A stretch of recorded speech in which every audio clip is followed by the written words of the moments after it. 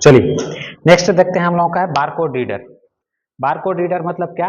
ऐसा कोड जो किसी उत्पाद की समस्त जानकारियां रखता है।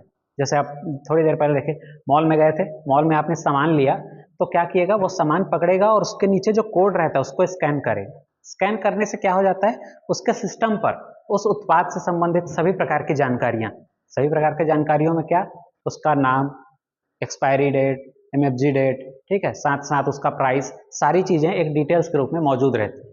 ये बार कोड जो है वो 13 अक्षरों का या 13 नंबरों का रहता है, ठीक है। यहां से क्वेश्चन सबसे ज्यादा पूछे जाने वाले हैं वो है प्रिंटेड लाइनों के पैटर्न को क्या कहते हैं। प्रिंटेड लाइंस के पैटर्न को क्या कहते हैं, यहां से पूछा जाने वाला सबसे ज्यादा क्वेश्चन बार कोड से, प्रिंटेड लाइनों के पैटर्न को क्या कहते हैं। या ऐसा कोड जो किसी उत्पाद की समस्त जानकारियां रखता हो, ऐसा कोड जो किसी उत्पाद की समस्त जानकारियां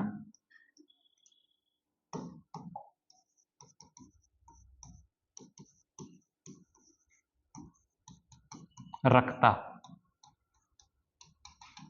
ये होता है आपका कौन सा, बार कोड। तो ये दो क्वेश्चन कंपलसरी है यहां से। बार कोड, एक प्रिंटेड लाइंस के पैटर्न को क्या कहते हैं, ये कम से कम 2 या 3 बार एग्जाम में पूछा हुआ है क्वेश्चन। प्रिंटेड लाइनों के पैटर्न को क्या कहते हैं। सेकेंड चीज, ऐसा कोड जो किसी उत्पाद की समस्त जानकारियां रखता हो वो क्या होता है, बार कोड होता है। इसी बार कोड को पढ़ने के लिए क्या किया जाता है, बार कोड रीडर। अब एक चीज आप गौर करेंगे कि जितने हम लोग स्कैनिंग में डिवाइसेस लिख रहे हैं, ठीक है, ये सब डिवाइसेस क्या है, स्कैन करने के काम आ रही हैं, इसीलिए अलग अलग कैटेगरीज में हम लोग डिवाइड कर दिए, ठीक है।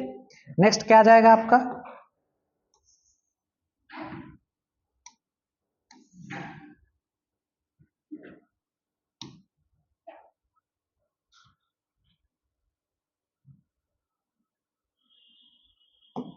ठीक है, bar code reader, QR code reader.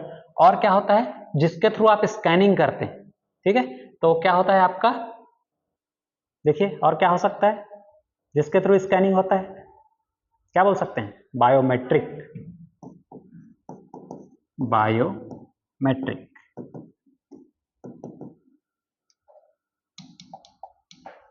Biometric. अच्छा, बायोमेट्रिक मतलब क्या, एक ऐसा डिवाइस या ऐसा स्कैनिंग जो आपको, सीधा सीधा बोलूं तो आपको आपके फोन खोलने की अनुमति देता है। फोन खोलने की अनुमति कैसे, जैसे आप अपने फोन को लॉक किए रहते, तो फोन अनलॉक किस किस के थ्रू करेंगे, जो आपके फिजिकल जो पार्ट्स हैं बॉडी के, उसमें किसके किसके थ्रू। एक सबसे पहला होता है आपका थंब, थंब नहीं बोलना चाहिए, आपके फिंगर्स जो भी हैं, क्या बोल सकते हैं इसको, फिंगर्स, फिंगर स्कैनर, ठीक है, इसके थ्रू होता है, ठीक है। सेकंड क्या हो सकता है आपका, फेस। और थर्ड क्या हो सकता है आपका, जो कि नॉर्मल डिवाइस पे नहीं मिलता, एप्पल पे मिल जाएगा, वो होता है रेटिना स्कैनर। रेटिना अर्थात क्या, आंख की पुतलियों को देखा जाता है उसमें, ठीक। तो आपको 3 प्रकार के स्कैनर मिलेंगे, एक सबसे पहले फिंगर, सेकंड हो जाएगा आपका फेस, और थर्ड हो जाएगा आपका रेटिना। फिंगर में, तो फिंगर में आप किसी भी चीज को ले सकते हैं, ठीक है, 10 उंगलियां हैं, कहीं भी आप क्या कर सकते हैं, इसको यूज कर सकते हैं। फेस में वो चीज क्या देखता है, फेस को कैसे वो अनलॉक करेगा, फेस को कैसे स्कैन करेगा, कोई भी चीजें अगर फेस स्कैनर है आपके फोन पे तो फेस को कैसे स्कैन कर रहा है। आप लोगों ने आधार कार्ड बनवाने गए होंगे तो आप देखा होगा कि आपके, ठीक है, पूरे हाथ का स्कैन किया गया था, ठीक है, फिंगर्स का स्कैन किया गया था, फेस का स्कैन किया गया था, आंखों की पुतलियों का स्कैन किया गया था। तो फेस में ऐसा क्या चीज स्कैन किया जाता है, तो फेस में दोनों आंखों के बीच की दूरी कितनी है, दोनों आंखों से ये नाक के बीच की दूरी कितनी, नाक से फिर मुंह के बीच की दूरी कितनी है, तो ये चीजें पैमाना रहती है किसी भी फेस को स्कैन करने के लिए। तो ये होता है फेस स्कैनर में आप, ठीक है। उसके बाद आता है रेटिना, तो आंखों की पुतलियों का क्या किया जाता है, इसमें स्कैन किया जाता है। तो ये आपका हो गया थर्ड वाला, ठीक है, बायोमेट्रिक, क्या बायोमेट्रिक स्कैन के थ्रू आप क्या कर सकते हैं, इधर स्कैन कर सकते हैं। अगला आ जाएगा आपका क्या, और ऐसा कौन सा डिवाइस होता है जिसके थ्रू आप स्कैन करते हैं, बारकोड हो गया, क्यूआर हो गया आपका, ठीक है, और कुछ स्कैनर है बताइए, smart card reader, smart card reader. Smart card reader, अब स्मार्ट कार्ड क्या है? तो किसी भी कार्ड जो आपका एटीएम हो गया, ठीक है, ग्रीन कार्ड हो गए, इन सबको स्कैन करने के काम आएगा। तो किसके थ्रू स्कैन करते हैं आप मॉल वगैरह में गए होंगे तो देखिएगा बिग बाजार का भी कार्ड रहता है, ठीक है। तो कार्ड का स्कैन करना है, कार्ड को स्कैन कैसे किया जाता है? तो एक डिवाइसेस आती है स्कैन करने के लिए जिसको हम लोग बोलते हैं POS machine. POS machine, POS का फुल फॉर्म सबसे ज्यादा पूछा जाने वाला क्वेश्चन क्या है? Point of sale. Point of sale आप लोगों ने देखा होगा पेट्रोल टंकी में, या मॉल के अंदर देखा होगा, पेट्रोल पंप में देखा होगा, या फिर जो इलेक्ट्रिसिटी बिल जिसके थ्रू जनरेट करते हैं वो देखा होगा, ठीक है। तो इसमें क्या होता है देखिएगा, आपके एटीएम कार्ड को क्या किया जाता है? दो तरीकों से स्कैन किया जाता है। एक होता है क्या कि आप क्या करते हैं, उसको स्वाइप करते हैं, और एक होता है क्या, आप उसको इंसर्ट करते हैं। बैंकों में भी आपने देखा है, एक स्वाइप करते हैं, एक इंसर्ट करते हैं। जैसे आपका एटीएम हो गया, ठीक है, तो स्वाइप करेंगे और इंसर्ट करेंगे। तो यहाँ पे एटीएम के पीछे देखिएगा एक काली पट्टी लगी रहती है, काली पट्टी लगी रहती है। वो काली पट्टी में कुछ कोड निहित हैं, उसी चीज को क्या किया जाता है? स्वाइप किया जाता है। आप देखिएगा बैंकों में भी, जब एटीएम में भी जब आप इंसर्ट करते हैं तो वो अच्छे से नहीं होता, इसलिए आपको बार बार ट्राई करने के लिए बोलता है। तो वो यही काली पट्टी के अंतर्गत जो डाटा है उसको क्या करता है? वो स्कैन करता है। और जब आप इंसर्ट करते हैं तो इसके फ्रंट साइड में एक गोल्डन कलर का एक पार्ट्स दिया रहता है, देखिएगा उसके अंदर कोड रहती है, उसको क्या करता है? वो स्कैन करता है। तो स्कैनर करने के लिए स्मार्ट कार्ड रीडर इन्हीं चीजों का यूज करता है, ठीक है। ये हो जाएगा आपका। और उस डिवाइस को क्या कहते हैं जिसके थ्रू स्कैन किया जाता है? पॉइंट ऑफ सेल या फिर पीओएस, ठीक है। तो आपको क्वेश्चन में ये पूछा जा सकता है कि इलेक्ट्रिकली या फिर इलेक्ट्रिक स्लिप, क्या बोल देंगे उसको हम लोग?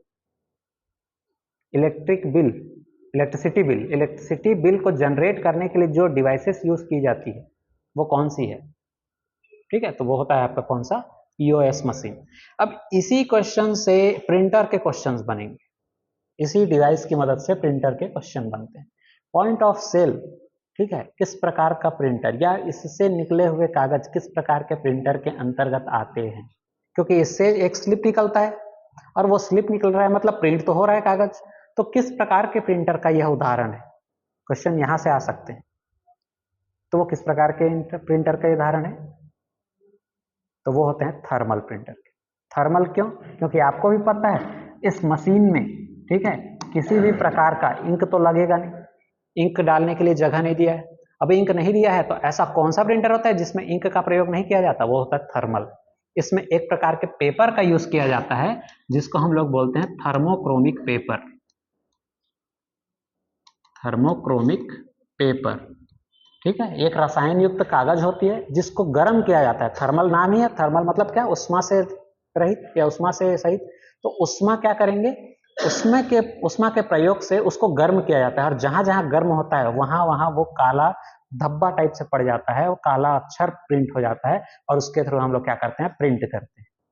तो ये यहाँ से कुछ क्वेश्चंस, ये सब इंटरकनेक्टेड हैं, कहीं ना कहीं से कोई क्वेश्चंस बनेंगे कंप्यूटर, तो इसको आपको ध्यान देना है। हो जाएगा क्या? तो ये जितने स्कैनिंग डिवाइस थे ये सारे आपके यहाँ पे आ गए। इसके अलावा अगर कुछ और रहेंगे तो हम लोग बाद में देख सकते हैं उसको, ठीक है।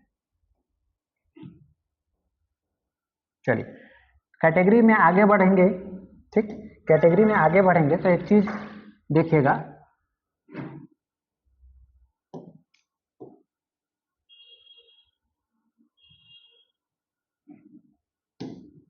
ये जितनी भी प्रकार की डिवाइसेस थी, पहले हो गया डाटा एंट्री, फिर हो गया आपका क्या? स्कैनिंग। इसके बाद आता है आपका पॉइंटिंग डिवाइस। ऐसे डिवाइसेस जो पॉइंट, अब पॉइंटिंग मतलब क्या? जो कर्सर को स्क्रीन पर मूव करे, कर्सर को लेफ्ट राइट अप साइड जिधर मूव करना है वो साइड मूव करे, ठीक है। तो पॉइंटिंग के लिए डिवाइसेस कौन कौन से होंगे? ऐसा कौन सा डिवाइस है जिसके थ्रू आप क्या कर सकते हो? कर्सर को लेफ्ट राइट मूव करा सकते हो। तो सबसे पहला और सबसे बड़ा जो होता है वो क्या होता है? आपका माउस, ठीक है। माउस के थ्रू, माउस से की मदद से आप कर्सर को लेफ्ट राइट मूव कर सकते हो। माउस से क्या क्वेश्चन पूछा जा सकता है आपका? तो सबसे पहले माउस में कितने क्या होते हैं, कीज होते हैं या कितने बटन्स होते हैं? तो माउस में कितने बटन्स होते हैं, 2 या 3? सबको वही कंफ्यूजन है, 2 की 3। ठीक है, कई लोग स्क्रॉलर को भी बटन गिन ले रहे हैं अपने मर्जी से। ठीक है, तो जब माउस को आप देखेंगे तो लेफ्ट होता है और राइट होता है, ये चीजें स्क्रॉलर के रूप में आती है। स्क्रॉलर मतलब क्या, पेज को ऊपर नीचे करने के काम आएंगे। ये होता है आपका लेफ्ट और ये होता है आपका राइट। काम क्या क्या है इस लेफ्ट राइट के? तो लेफ्ट की मदद से क्या होता है, लेफ्ट की मदद से किसी चीज को क्या किया जाता है, सेलेक्ट किया जाता है। किसी आइकन को, किसी फोल्डर को, किसी फाइल को क्या किया जाता है, सेलेक्ट किया जाता है। और राइट की मदद से क्या किया जाता है, उसकी ऑपरेशंस के, उसके साथ हम लोग क्या क्या ऑपरेशन कर सकते हैं, ऑपरेशन के डायलॉग बॉक्स खुलते हैं।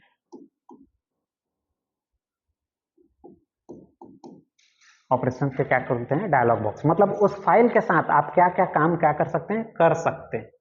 ठीक है, वो आपका राइट बटन को प्रेस करने पे होता है। लेफ्ट को डबल क्लिक करने पर क्या हो जाएगा, वो ओपन हो जाएगा। लेफ्ट को डबल क्लिक करने पर वो ओपन हो जाएगा।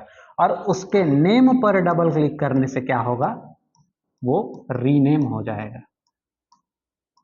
अगर उसके नेम को मैं डबल क्लिक कर दिया तो क्या होगा, वो रीनेम होगा।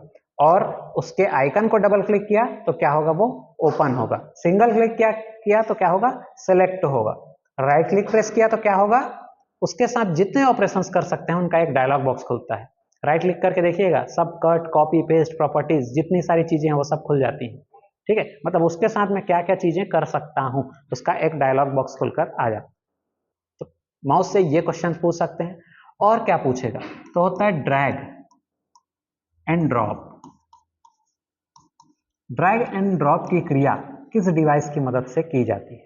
तो ड्रैग एंड ड्रॉप, ड्रैग मतलब घसीटना और ड्रॉप मतलब छोड़ना। मतलब एक आइकन को एक जगह से दूसरे जगह घसीट के ले जाना है तो किसकी मदद से कर पाएंगे, माउस। ठीक, तो ड्रैग एंड ड्रॉप ये क्वेश्चंस बन गए। और यहाँ से उसके बटन की जितने कार्य हैं वो सारे क्वेश्चंस यहाँ से पूछे जा सकते हैं। यह होता है आपका माउस। ठीक है, माउस कितने प्रकार से हो सकते हैं, माउस 3 प्रकार से हो सकते हैं। ठीक है, एक क्या होता है, ऑप्टिकल माउस, एक होता है आपका मैकेनिकल माउस। ठीक है, और एक होता है आपका वायरलेस। तो वायरलेस को ऑप्टिकल में कंसिडर कर सकते हैं, क्योंकि ऑप्टिकल और मैकेनिकल इसमें फर्क है, ऑप्टिकल और मैकेनिकल। ऑप्टिकल में देखिएगा, माउस के नीचे एलईडी लगा रहता है, आजकल के जितने माउस हैं उसके नीचे एलईडी लगा रहता है। ठीक है, बट मैकेनिकल में ऐसा कुछ नहीं था। मैकेनिकल में क्या लगा रहता था, एक कंचा गोला टाइप से लगा रहता था भौतिक रूप से, और उसको क्या करता था, वो मूव करने के काम आता था। इसको हम किसी भी सतह पर आप चला सकते हैं, किसी भी सतह पर इसको चला सकते हैं, हमको कोई परेशानी नहीं होगी। इसके लिए कौन सी सतह चाहिए, मैकेनिकल माउस के लिए एक समतल जगह चाहिए। समतल इसलिए चाहिए क्योंकि समतल पे वो अच्छे से मूव कर पाएगा। अगर कोई खुरदुरी सतह होगी तो वो बॉल जो है वो अच्छे से मूव नहीं हो पाएगा। तो माउस से इतने सारे क्वेश्चंस आपके बन सकते हैं। ठीक है, चलिए सेकंड डिवाइस पे जाते हैं। सेकंड, जैसे अगर माउस पढ़ेंगे तो माउस के बाद आप याद रखेंगे किसको, ट्रैक बॉल को। Track ball,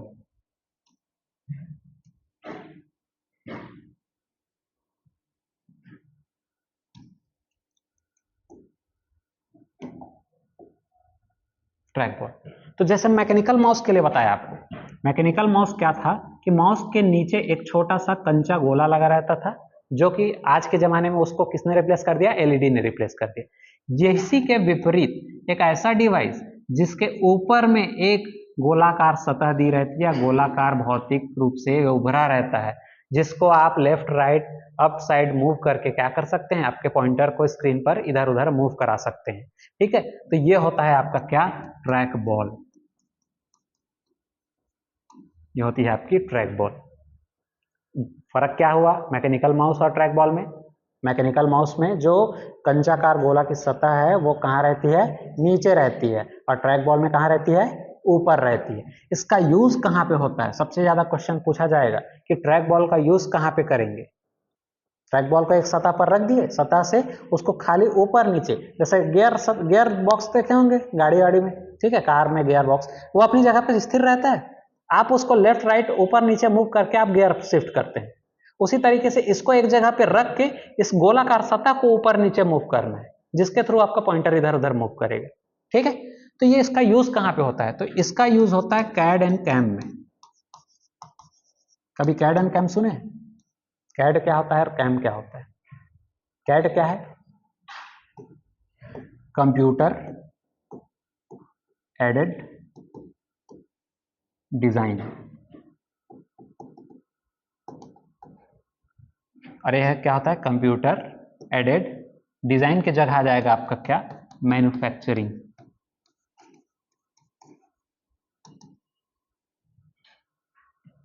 computer aided manufacturing. अब कंप्यूटर एडेड डिजाइन क्या है, कंप्यूटर एडेड मैन्युफैक्चरिंग क्या है, सिविल इंजीनियर्स को पूछेगा, मैकेनिकल इंजीनियर्स को पूछेगा तो आपको आसानी से बता देंगे। क्या होता है, जब भी कोई वस्तु बनाई जाती है, किसी की कल्पना भी की जाती है, तो एक डिजाइन बनाया जाता है। आप लोगों को भी पता है, जैसे आप कोई कार देख रहे होंगे तो कार को बनाने से पहले उसका डिजाइन बनाया गया होगा। अब डिजाइन को बनाया तो 3D में तो बनाएंगे उसको, ऊपर नीचे मूव कैसे करोगे? माउस के मदद से आप क्या कर सकते हो, ऊपर या नीचे, लेफ्ट या राइट। आप 360 में उसको मूव कर सकते हो? नहीं कर सकते। कैड कैम की मदद से उसको कैसे कर सकते हो पूरा 360, क्योंकि वो गोलाकार सतह है, आपका कहीं भी मूव होगा। माउस में क्या हो रहा था, ऊपर नीचे जा रहा था, लेफ्ट राइट जा रहा था, बट वो तो गोलाकार सतह है ना, उसको कैसे भी मूव कर सकते हो आप। तो कैड एंड कैम में क्या कर सकते हो आप, इसकी मदद से यूज कर सकते हो। ट्रैक बॉल की मदद कहाँ पे हो सकती है? कैड एंड कैम में, ठीक है। तो सबसे बड़ा क्वेश्चन ये रहा आपका, अगर ट्रैक बॉल से पूछा तो। ट्रैक बॉल एक प्रकार का कौन सा डिवाइस है? Pointing input device. इसको कैटेगरी में बांटने का मेन रीजन है कि आपका अगर क्वेश्चन डीपली तरीके से आए तो डीपली से भी आपसे बन जाने चाहिए। कैसे? कि ये पूछ सकता है कि बायोमेट्रिक या फिर बार कोड रीडर किस प्रकार का इनपुट डिवाइस है, ये तो पूछेगा ही। बायोमेट्रिक किस प्रकार का डिवाइस है, इनपुट या आउटपुट, तो पता है इनपुट है, लेकिन ये पूछे कि बार कोड किस प्रकार का इनपुट डिवाइस है, तब आपके माइंड में आ जाना चाहिए कि वो तो क्या कर रहा है, स्कैन कर रहा है, तो स्कैनिंग के अंतर्गत आएगा। ये आपसे पूछा जा सकता है क्वेश्चन, ठीक है। चलिए, ट्रैक बॉल के अलावा और क्या चीजें हैं? ट्रैक बॉल के अलावा लाइट पेन हो सकता है, ये जो यूज कर रहा हूं मैं, ठीक है, इसको बोल सकता हूं मैं लाइट पेन की मदद से। ये लाइट पेन हो सकता है, जिसको डिजिटल स्क्रीन पर क्या करते हैं हम लोग, यूज करते हैं राइटिंग के लिए। लाइट पेन के अलावा और क्या हो सकता है? जॉयस्टिक। जॉयस्टिक जानते हैं? जॉयस्टिक, मॉल में जाइएगा, गेम पार्लर है, वहाँ डिफरेंट डिफरेंट जॉयस्टिक रहते हैं, जिसका यूज हम लोग गेम खेलने के लिए करते हैं। कंट्रोलर रहते हैं, ठीक है, इस टाइप से कंट्रोलर रहेंगे। ये सॉरी, ये ऐसा बटन रहेगा, ठीक है, ये कंट्रोलर है, जिसके मदद से आप क्या कर सकते हो, गेम खेल सकते हो, जिसके मदद से पॉइंटर को इधर उधर मूव करा सकते हो। तो ये हो सकता है आपका। जॉयस्टिक के अलावा और कौन सा चीज यहाँ जाएंगी जिसके थ्रू आप पॉइंटर को इधर उधर मूव कर सकते हो? यहाँ पे सबसे गौर करने वाली बात है, वो है टच स्क्रीन। टच स्क्रीन जहाँ एटीएम वगैरह देखिएगा, आप टच कर रहे हैं उधर, ठीक है, टच की स्क्रीन से पॉइंटर इधर उधर मूव हुआ कि नहीं हुआ? आप सेलेक्ट कर रहे हैं, कुछ और खुल के आ गया, आपका एक्सेप्ट हुआ, तो वो सभी जगह ये टच स्क्रीन क्या आ जाएगा, आपका पॉइंटिंग डिवाइस के अंतर्गत आ जाएगा। टच पैड किसके अंतर्गत आएगा? इसी के अंतर्गत आएगा। टच पैड कहाँ देखे हैं आप लोग? टच पैड कहाँ होता है? लैपटॉप में देखिएगा, एक छोटा सा सतह दिया रहता है माउस के बटन के ऊपर में, जस्ट जहाँ छोटी सी सतह रहती है, जिसके थ्रू आप फिंगर्स को लेफ्ट राइट मूव करके आप उसे उसे माउस यूज कर सकते हैं, तो होता है आपका क्या, टच पैड। तो ये सारे डिवाइसेस हैं जिसका यूज आप लोग किस लिए कर रहे हैं, पॉइंटर को इधर उधर क्या करने के लिए, मूव करने के लिए, ठीक है, ये हो जाएंगे आपके। अच्छा, एक डिवाइस आता है डिजिटाइजर, नाम सुने हैं कभी डिजिटाइजर? डिजिटाइजर का यूज कहां पे करते हैं, वो किस प्रकार के इनपुट डिवाइस, अब मैं बता दे रहा हूं, वो इनपुट डिवाइस है, पर किस प्रकार का इनपुट डिवाइस है, क्या करता है वो पॉइंटिंग करता है या वो स्कैनिंग करता है? तो एक गौर कीजिएगा, एक डिवाइस रहता है जो आपके सिस्टम से ऐसे कनेक्टेड रहेगा, स्लेट टाइप से रहता है, जिसके थ्रू आप क्या करते हो, यहाँ पे जो जो चीजें लिख रहे हो वो स्क्रीन पर दिखाई दे रही है। कभी ऐसा देखा है आपने? एक डिवाइस रहेगा जिसको आप क्या कर सकते हो, यूज कर सकते हो।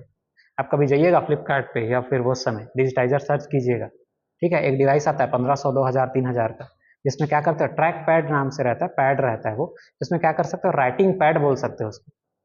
उस पर जो जो लिखोगे, एक पेन मिलेगा आपको, उस पर जो जो लिखोगे वो चीजें आपकी कहाँ पे दिखाई देंगी, स्क्रीन पर दिखाई देंगी, ठीक है, सिस्टम पे दिखाई देंगी। इसका यूज अधिकतर किया जाता है डिजाइनिंग के लिए, डिजाइनिंग के लिए जितने भी डिजाइनर लोग हैं उसमें क्या कर सकते हैं, पेन को लेफ्ट राइट मूव करके या कहीं करके उसको जो चीजें लिख रही हैं वो आपकी स्क्रीन पर दिखाई देंगी। तो क्या हो रहा है, वो स्क्रीन पर जा रहा है पर स्कैन हो रहा है, तो ये किसके अंतर्गत आ जाएगा, आपके स्कैनिंग के अंतर्गत। क्या हो जाएगा आपका, डिजिटाइजर।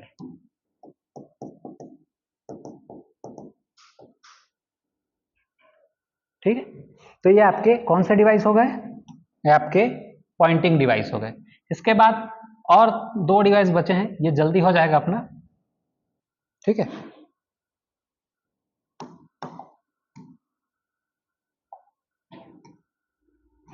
इसके बाद आता है आपका ऑडियो डिवाइस, और लास्ट हो जाएगा आपका क्या, वीडियो डिवाइस। ऑडियो ऐसे डिवाइस जिसका यूज हम किस लिए, कंप्यूटर को इनपुट देने के लिए कर रहे हैं, किस रूप में, ऑडियो के रूप में। अब सिर्फ ऑडियो के रूप में आएगा, तो ऑडियो के रूप में सबसे पहला आ जाता है क्या, माइक, ठीक है। माइक फुल फॉर्म हो जाएगा आपका माइक्रोफोन। माइक्रोफोन बोलने से आधे लोग समझेंगे, आधे लोग नहीं समझेंगे, माइक बोलने से सब समझ जाएंगे। माइक क्या है, जैसे ये डिवाइस दिख रहा है आपको, इसके थ्रू क्या हो रहा है, आपकी जो आवाज है, आपका जो साउंड है, उसको कंप्यूटर इनपुट के रूप में ले रहा है, ठीक है। इतना तो आप लोग समझ गए कि आपके द्वारा दिया गया आवाज को कंप्यूटर इनपुट के रूप में ले रहा है, वो क्या है आपका, कौन सा डिवाइस है, माइक हो गया, इनपुट के रूप में लिया। अब आपको एक एग्जाम्पल के थ्रू मैं ये समझाता हूं कि ये कार्य कैसे करता है। एक पर्सन है, ठीक है, वो कुछ चीजें बोल रहा है, एक डिवाइस है, अब बोल रहा है तो एक माइक है, माइक में बोल रहा है। इस माइक में एक तार लगा हुआ है जो किस पे गया हुआ है, सिस्टम पे गया हुआ है, और सिस्टम से एक वायर गया हुआ है एक डिवाइस जिसको हम लोग बॉक्स बोल रहे हैं। और ये बॉक्स से जो आवाजें निकल रही है वो एक खड़ा हुआ आदमी उसको क्या कर रहा है, सुन रहा है। ये इसको अच्छे से समझिएगा, ये घूम फिर के वही बातें आएंगी। कैसे, अब आपको पता है कि कंप्यूटर किस किस चीज को समझता है, कंप्यूटर किसे समझता है, कंप्यूटर कौन सी भाषा को समझता है, मशीनी भाषा। डिजिटल बोल सकता हूं क्या मैं उसको, क्योंकि 0 और 1 है, डिजिटल को समझ रहा है। अब अगर भाषाएं देखें तो दो प्रकार की हैं, एनालॉग बोल सकते हैं या एनालॉग तरंगे बोल सकते हैं, और एक डिजिटल बोल सकते हैं, और तीसरा होता है हाइब्रिड। कंप्यूटर भी तीन प्रकार से डिवाइडेड रहते हैं, एक होता है एनालॉग कंप्यूटर्स, एक होता है डिजिटल कंप्यूटर्स, और एक होता है क्या, हाइब्रिड कंप्यूटर्स।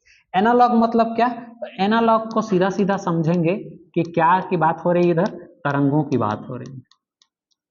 एनालॉग मतलब क्या, तरंगों की बात हो रही है, जिसमें एग्जैक्ट डाटा नहीं पता, लगभग के रूप में डाटा मिलता है। डिजिटल क्या, डिजिटल मतलब 0 1 जो कंप्यूटर उसको समझ पाए, ठीक है। तो यहाँ पे देखिए, ये आदमी जब बोल रहा है कुछ चीजें, तो वो कौन सा है, एनालॉग है या डिजिटल है, एनालॉग है। एनालॉग के रूप में गया तो ये माइक पे गया, माइक उसको एज अ क्या लिया, इनपुट लिया। हम लोग डायरेक्ट कंप्यूटर को क्यों नहीं दे रहे हैं, क्योंकि कंप्यूटर एनालॉग को समझेगा क्या, नहीं समझ पाएगा, तो हमको उसको डिजिटल में चेंज करना रहेगा। तो जब ये बोल रहा है तो माइक उसको एक्सेप्ट कर रहा है साउंड के रूप में, तो इनपुट के रूप में हो गया ये। अब माइक से जो वायर गया था वो कहां पे गया, आपके सिस्टम पे गया। तो ये माइक क्या किया, उस एनालॉग तरंगों को किसमें बदलने का प्रयास किया, डिजिटल में, डिजिटल तरंगों के रूप में या डिजिटल के रूप में बदलने का प्रयास किया। तो आपको एग्जाम में ये पूछेगा कि माइक्रोफोन का कार्य क्या है, एनालॉग तरंगों को डिजिटल में परिवर्तित करना या डिजिटल को एनालॉग में परिवर्तित करना, और यहीं पे लोग क्या हो जाएंगे, गुम जाएंगे। एनालॉग तरंगों, एनालॉग साउंड को डिजिटल साउंड में चेंज करना वो कौन करता है, आपका माइक करता है। हो जाएगा इतना। अब माइक कर दिया, अब माइक किया और वो कहां चला गया,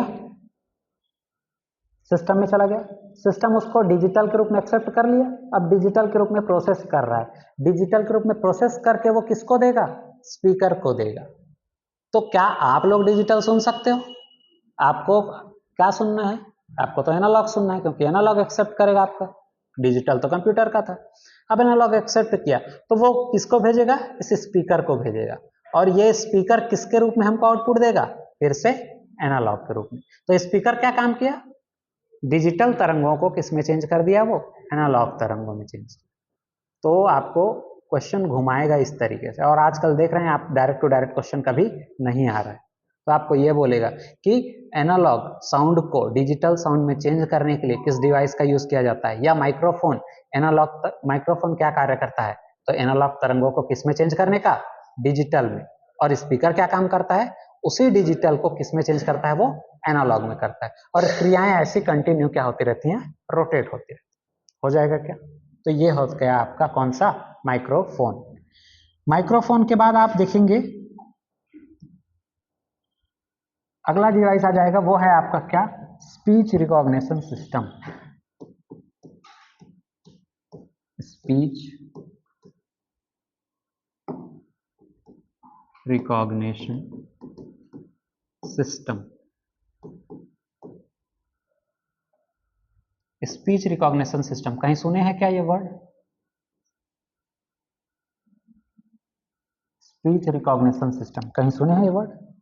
क्या हो सकता है स्पीच रिकॉग्निशन? तो स्पीच को क्या करेगा, आपके बोले हुए आवाज को क्या करेगा, रिकॉग्नाइज करेगा, पहचान करेगा, और उसको किस रूप में चेंज कर देगा, डिजिटल रूप में चेंज कर देगा। क्योंकि जितनी भी यहाँ चीजें हो रही हैं उसको वो किस में चेंज करने का काम हो रहा है, कंप्यूटर एक्सेप्ट करने का काम कर रहा है। कंप्यूटर एक्सेप्ट किस चीज को करता है, डिजिटल को करता है। तो एक्सेप्ट करेगा हर चीजें। तो कोई भी आप कुछ चीज दीजिए, यहाँ जितने भी डिवाइस दिख रहे हैं आप कुछ के रूप में भी दीजिए उसको, वो जिस कैटेगरी में है उस कैटेगरी में एक्सेप्ट करके उसको डिजिटल रूप में क्या कर दे रहा है, चेंज कर दे रहा है। तो स्पीच रिकॉग्निशन सिस्टम, स्पीच आपके द्वारा बोला गया, बोलेंगे तो किस में आएंगे, ऑडियो के रूप में आएंगे, और ऑडियो के रूप में उसको फिर डिजिटल में चेंज करेगा। गूगल पे जाते हैं, यूट्यूब पे जाते हैं, तो आप क्या करते हैं, बोल के कुछ चीज सर्च करते हैं, आपके द्वारा बोला गया वो आवाज के रूप में गया, लेकिन कंप्यूटर उसको जिस भाषा में समझा, मतलब क्या, डिजिटल में समझा, और डिजिटल रूप में उसको टेक्स्ट के रूप में क्या कर देता है, चेंज कर देता है।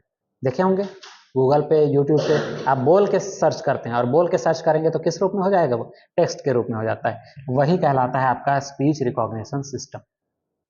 ठीक है, ये हो गया आपका ऑडियो। अब आ जाते हैं वीडियो पे। तो ऐसा डिवाइस जो इनपुट किसके रूप में ले, वीडियो के रूप में इनपुट ले, वो कौन सा है, तो सबसे पहला आ जाएगा क्या, वेब कैम। वेब कैमरा पहले के डिवाइस देखे होंगे, पहले का ऐसा कंप्यूटर रहता था डेस्कटॉप, उसके ऊपर में ऐसा एक सीसीटीवी कैमरा टाइप से कैमरा लगा रहता था, जिसके थ्रू क्या करते थे, वीडियो कॉन्फ्रेंसिंग करते थे, आमने सामने बात करते थे, video call in the sense video call करते थे उस समय। बट आजकल हर डेस्कटॉप पे एक सेल्फी कैमरा टाइप से पॉइंटिंग दे दिया गया है, जिसके थ्रू आप क्या कर सकते हो, वीडियो कॉल करते हो। ठीक है, तो ये क्या किया, देखिए किस रूप में एक्सेप्ट किया, वीडियो के रूप में एक्सेप्ट, जो भी डाटा था उसको वीडियो के रूप में एक्सेप्ट किया। तो वीडियो के रूप में एक्सेप्ट कर रहा है, इसलिए उसको वीडियो वाले सेक्शन पे कर दिए। हो जाएगा क्या? तो प्रकाशीय सूचना को एक्सेप्ट करने का काम कौन करता है, प्रकाशीय सूचना को डिजिटल सूचना में बदलने का काम कौन करता है? अब बोलिए, देखिए प्रकाशीय आ गया अभी तक। अब मैं तो ये नहीं बोला ना, ऑडियो बोल के नहीं बोला, ठीक है, प्रकाशीय सूचना को, तो कौन सा होगा, वो वेब कैम होगा। ठीक है, प्रकाशीय सूचना मतलब प्रकाश के थ्रू जो दिख रहा है, आपका इमेज जो दिख रहा है उसको चेंज करने का काम किया। ठीक है, अब वेब कैम के बाद एक और डिवाइस है, जो लास्ट डिवाइस है, वो क्या है आपका, डिजिटल कैमरा। डिजिटल कैमरा देखे हैं क्या? ठीक है, शॉर्ट रूप में लिख लोगे तो डीएसएलआर, ये डीएसएलआर होता है। ठीक है, पहले के कैमरे और आज के कैमरे में बहुत ज्यादा फर्क है। पहले का कैमरा क्या होता था, उसमें देखिएगा रील आते थे पहले, और 70 मान के चलिए उसकी कैपेसिटी 70 है या 100 है अगर कैपेसिटी, तो 100 बार अगर वो क्लिक हुआ तो उसकी कैपेसिटी खत्म हो गई, वो डाटा स्टोर हो गया, वो निगेटिव के रूप में बन जाता था, उस निगेटिव को लेके जाते थे और फोटो को फिर धुलाते थे। ये काम होता था पहले के जमाने। अब क्या है, कि मेमोरी तो आपके पास उतनी ही है, 100 की ही है कैपेसिटी, लेकिन आप क्या कर सकते हो, फोटो को एडिट कर सकते हो, डिलीट कर सकते हो, सारी चीजें क्या कर सकते हो, उसके थ्रू कर सकते हो। डिजिटल का रूप ही यही है, डिजिटल का मतलब ही यही है कि कंप्यूटर उसके साथ किसी प्रकार का एडिट डिलीट का कार्य कर सकता है। इसीलिए अभी देखिएगा, अभी भी अगर 100 कैपेसिटी है, जैसे आज के डेट में आपके फोन पे देखिएगा 128 जीबी इंटरनल स्टोरेज है, तो 128 जीबी है अगर, तो 128 जीबी में क्या होता है, आपका डाटा अगर भर गया, कंप्लीट मेमो फोन भर गया, तो क्या कर देते हो आप, फेंक देते हो फोन को, फिर डिलीट कर देते हो, वापस जगह उसकी आ जाती है। लेकिन पहले क्या होता था, पहले ऐसा तो होता नहीं था किसी भी डीएसएलआर सॉरी किसी भी कैमरे पे, ठीक है। तो ये चीजें होती हैं। अभी मान के चलिए एक ऐसा डिवाइस नॉर्मल घर का अलमारी देखे होंगे, अलमारी पे सामान भर रहे हैं भर रहे हैं भर रहे हैं, या फिर वो सिक्का गुल्लक, ठीक है, उसके अंतर्गत सिक्का भरे जा रहे हैं भरे जा रहे हैं भरे जा रहे हैं। एक समय ऐसा आएगा जब सिक्का कंप्लीटली भर जाएगा, उसके बाद और उसके अंदर आ पाएगा क्या सिक्का, नहीं। आपका बैंक अकाउंट है अभी डिजिटल, ठीक है, फोन पे अकाउंट है, वो है, वॉलेट है, उसी को तो वॉलेट बोल रहे हैं ना, वॉलेट है, इसी के अंदर एक वॉलेट है, नॉर्मल पर्स है किसी का, तो उसके अंदर जितना पैसा आ रहा है उसको आप कलेक्ट कर लिए। एक समय ऐसा आएगा जिसके बाद आप उस पर पैसा नहीं कर सकते एक्स्ट्रा, लेकिन आपका जो डिजिटल वॉलेट है इसमें क्या कर सकते हो आप, इसमें आपका पैसा आ रहा है आ रहा है आ रहा है, इसे डिजिटल के रूप में आ रहा है, आप इसको कहीं कुछ नहीं कर सकते या कभी भर भी नहीं सकते, बस वैसी चीजें होती हैं। तो इसमें क्या है, कैमरा में आ रहा है इमेज, आप चाहो तो इसको डिलीट कर दो, फिर उसकी जगह कोई नया ले आओ। तो ये आपका कंप्लीट क्या हो गया, इनपुट डिवाइसेस हो गए। ये कंप्यूटर ऐसे याद करेंगे, देखिए कितने हो गए, 1 2 3 4 5 6 7 8 9 10 11 12 13 14 15 16 17 18 19 20, एक साथ 20 इनपुट डिवाइस आपको ऐसे याद हो गए। सबके कार्य याद हो गए, सबसे कितने एमसीक्यू बन सकते हैं वो भी याद हो गए। अगर इतने को ही आप एमसीक्यू बनाने जाएं तो करीबन करीबन 500 एमसीक्यू यहीं से आ जाएंगे। एनी हाउ किसी भी कहीं ना कहीं बुक से कोई ना कोई एमसीक्यू बना सकता है। तो यह ऐसे पढ़ने से क्या होगा, आपको एक तो कैटेगरी वाइज, अब आपको इसमें से 20 क्वेश्चन 20 डिवाइसेस पढ़ चुके, अब 20 डिवाइसेस का खाली यही पूछ देता कि डिजिटल कैमरा किस प्रकार का इनपुट डिवाइस है, ठीक है, तो आप बोल सकते हो वीडियो इनपुट डिवाइस है, तो 20 क्वेश्चन तो ऐसे ही बन गए कि किस प्रकार के कैटेगरी में वो डिवाइडेड है, सबसे पहला क्वेश्चन। फिर उसके बाद हर हर कोई डिवाइसेस में करीबन मिनिमम 5 ऐसे एमसीक्यू बताए हूं जो एग्जाम में पूछे गए हैं और आ सकते हैं, तो 20 5 6 तो फिर ऐसे ही हो गए। और उसके अलावा बहुत सारे डिफरेंट है, और डिटेल्स में जाएंगे तो और बहुत सारे क्वेश्चंस बनेंगे। तो ये क्या होगा आपका कंप्लीटली, एक तो कैटेगरी वाइज बन जाएगा, ऊपर से इसके एमसीक्यू भी याद हो जाएंगे और आपको हमेशा के लिए याद रहेंगे, ठीक है। ये था आपका क्या, इनपुट डिवाइसेस, ठीक। चलिए धन्यवाद।